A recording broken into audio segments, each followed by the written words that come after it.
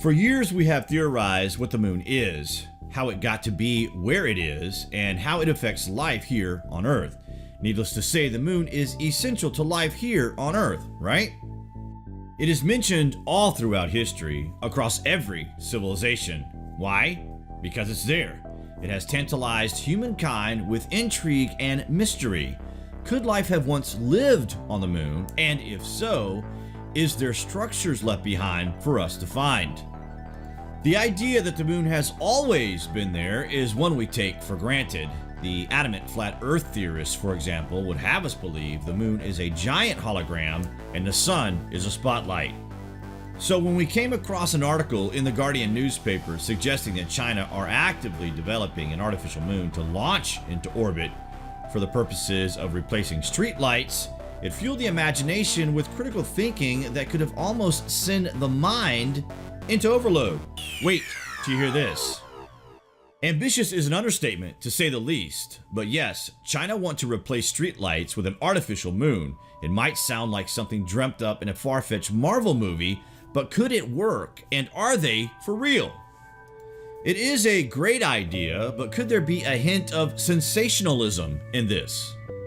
The idea for this is an old idea, actually. The Scottish mathematician John Napier proposed such a device. In his book Secret Inventions of 1596, he published details of a giant mirror to burn enemy ships by focusing the sun's rays on them. In 1929, the German physicist Hermann Oberth further developed plans for a space station from which a 100-meter wide concave mirror could be used to reflect sunlight onto a concentrated point on the Earth. Later, during World War II, a group of German scientists at the German Army Artillery Proving Grounds at Hellersleben began to expand on Oberth's idea of creating a superweapon that could utilize the sun's energy. So it seems that these technologies are very real within human consciousness. Perhaps the Chinese are utilizing these previous attempts to launch such technologies in the modern era. A southwestern Chinese city plans to launch an illumination satellite in 2020. According to an account in the People's Daily, the artificial moon is designed to complement the moon at night, though it would be 8 times as bright as the moon. The dusk-like glow of the satellite would be able to light an area within a diameter of 65 miles, while the precise illumination range could be controlled within tens of meters, enabling it to replace streetlights. The vision was shared by Wang Chongfeng at a national mass innovation and entrepreneurship event held in Chengdu last week. Wu reportedly said testing had begun on the satellite years ago, and the technology had now evolved enough to allow for a launch in 2020. It is not clear whether the plans has the backing of the city of Chengdu or the Chinese government, though they are the main contractor for the Chinese space program. The People's Daily Report credited the idea to a French artist who imagined hanging a necklace made of mirrors above the Earth, which could reflect sunshine through the streets of Paris all year round. The likelihood of Chengdu's fake moon rising remains to be seen, but there are precedents for this moon age daydream rooted in science, though the technology and ambitions differ. In the 1990s, a team of Russian astronomers and engineers succeeded in launching a satellite into space to deflect sunlight back to Earth, briefly illuminating the nighttime hemisphere.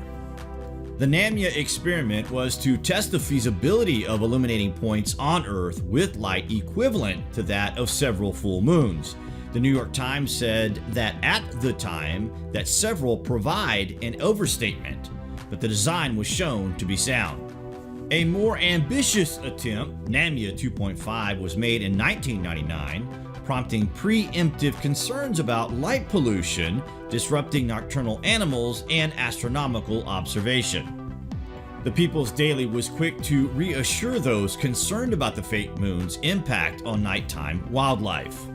It cited Kang Weimin, director of the Institute of Optics, School of Aerospace, Harbin Institute of Technology, who explained that the lights of the satellite is similar to a dusk-like glow, so it should not affect animals' routines. Strange, right? We thought you might enjoy this piece of Chinese science fiction, whatever truth it may hold. You can let us know below what you are thinking, guys, and we will discuss this further.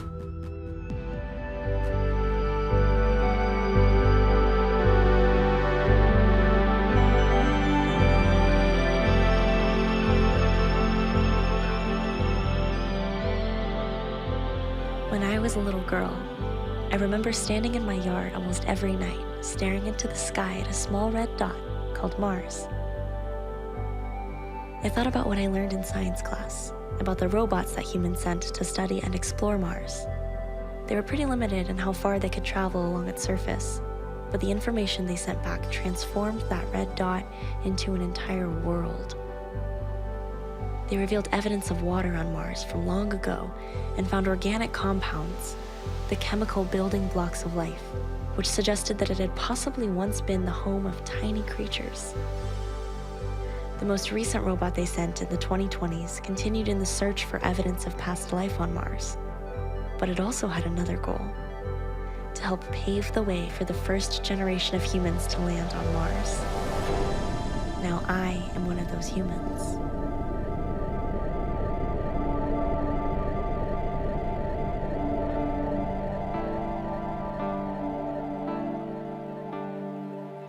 As we approach Mars, the idea of landing on its surface still feels like a distant dream. The orbits of Earth and Mars around the Sun allow for a trek to the planet about every 26 months or so, which means round-trip missions can take anywhere from 1 to 3 years. For this mission, we will arrive back to Earth just after a year and a half from launch. It's surreal to know we will be the first humans to arrive to this world, and that we will lay the foundation for future explorers. A few of us might even return back to Mars. I've never really liked the colonial language that often clutters conversations about space exploration. This is not manifest destiny. This is the universe, stretching its limbs a little further. We are knocking on our neighbor's door. One of the biggest questions is if there will be anyone there to answer. The atmosphere of Mars is 100 times thinner than Earth's. What's left of that atmosphere is 95% carbon dioxide. The average temperature of the planet is a frigid -55 degrees Celsius. If I let my imagination run wild, I can dream of encountering ancient fossils from another epoch that offer us a glimpse into what life was like on Mars when the lakes and rivers were abundant. If life does exist on Mars today, it's likely in the form of microbes that the previous missions have suggested. Tiny Martians scattered across the clay and soil on its surface. If we do discover life, we will know that the red point of light in our sky is living. How many other points of light might illuminate a kaleidoscope of life hidden in the sky? If there's life on Mars, I believe we should do nothing to disturb that life. But if we arrive at a barren world, we ourselves might learn to become its creatures, slowly breathing life into the planet until that breath becomes its very atmosphere. Will we have learned from the harm we've caused to the Earth? Sometime soon, I will find myself in a strange position. I will look into the night sky, but that red point of light that I love so much will have vanished. Instead, a blue point of light will glimmer above me, delicately suspended among countless other twinkling lights. And as I look at that blue point of light, I will be looking at the home of every human being in the universe. And I will hope that someone, perhaps even a few people, will be looking up at that red point of light in their sky. And in that moment, we will see each other across the solar system. And I will say, hello.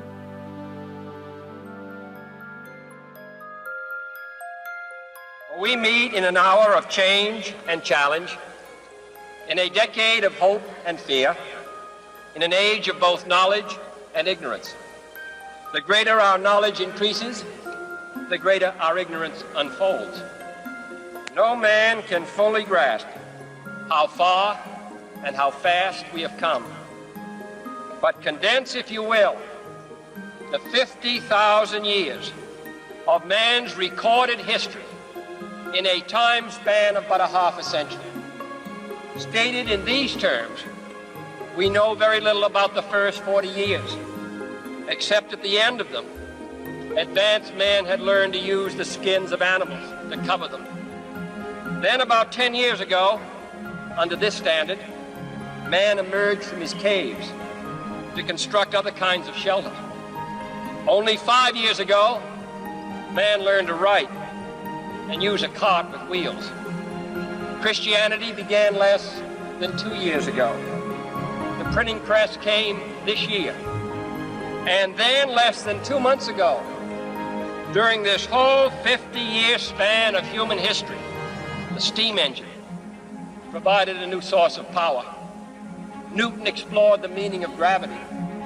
Last month, electric lights and telephones and automobiles and airplanes became available. Only last week did we develop penicillin and television and nuclear power. This is a breathtaking pace, and such a pace cannot help but create new ills as it dispels old. So it is not surprising that some would have us stay where we are a little longer, to rest, to wait. If this capsule history of our progress teaches us anything, it is that man in his quest for knowledge and progress is determined and cannot be deterred.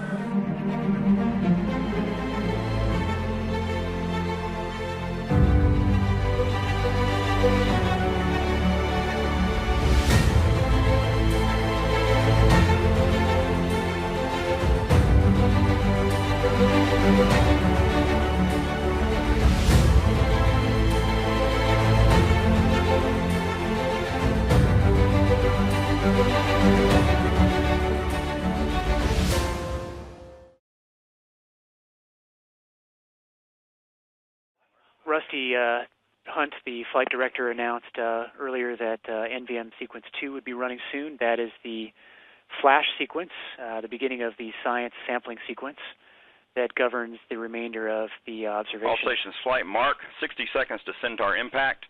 We start of NVM Sequence 2. We've just started Sequence 2. This is flash mode now. This will run from 1 minute prior to impact. Flight payload confirm Sequence 2 start. Through 3 seconds after the expected impact. We'll then switch to curtain mode, which will last for 3 minutes, and then the final minute before the shepherding spacecraft impact will be called Flight, crater this mode. Is science. Please change NIR 1 to OPR 9. Over. Copy NIR 1 to OPR 9. Command flight, set it up. Is that November or Mike? November. Science flight, confirm that's November. IR. We are, the science team is now communicating to the flight team to adjust some camera Science levels. flight, confirm near infrared, November, correct? On confirm. The near infrared camera. Send NIR 1 to OPR 9. Copy, sending command. All stations flight, mark Centaur impact. That was an announcement by the flight director that the center impact should have... Flight payload confirm receipt of command, over. Flight payload curtain start, over. Copy that, payload.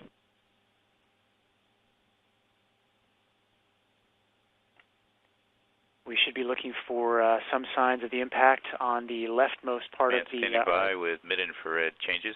The left side of the shadow, right below the dimpled crater on the crater, the larger crater rim.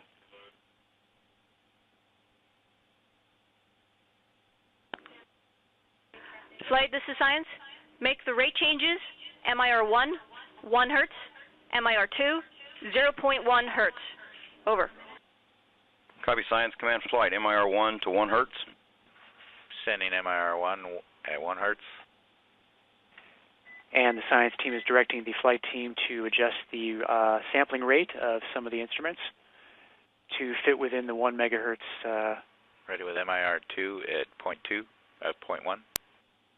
The 1 megahertz signal limit. Go flight. Command flight, send MIR 2, 0.1 hertz.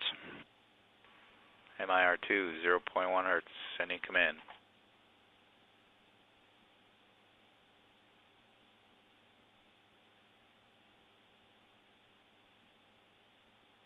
Flight confirm receipt of command, over. Copy that, payload.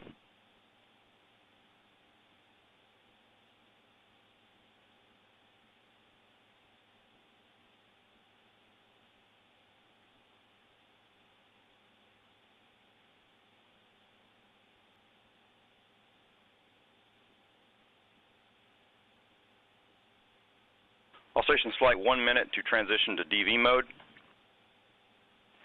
Transition to DV mode, which is Delta V mode, actually is a control mode for the spacecraft. It allows us to slew much more quickly, to continue pointing at this suspected Centaur impact point, even though the shepherding spacecraft will be impacting a couple of kilometers away.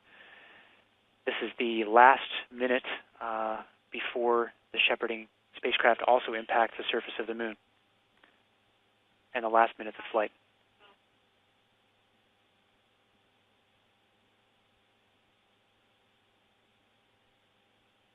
We're watching the remaining few seconds of the L-Cross mission as we approach very rapidly the surface of the Cabeus crater.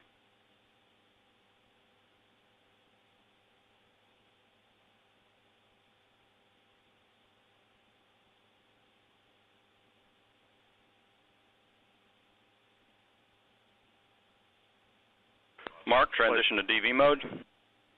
Flight Payload confirm crater NIR2 OPR change request. NIR2 to OPR 10. Over. Is that November? Copy.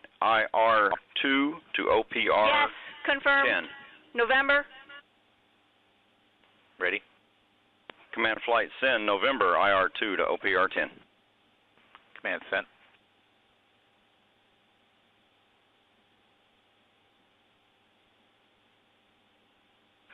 Flight payload confirm receipt of command. Copy, payload.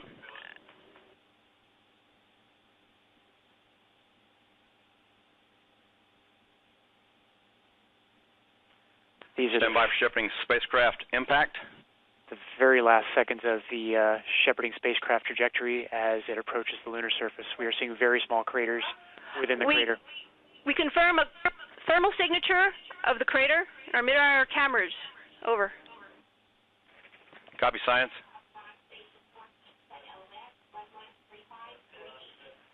We just All received stations flight, shepherding spacecraft impact. Stations report LOS. the ground stations at Goldstone just reported Last a packet, termination of telemetry. 11:35.054 seconds.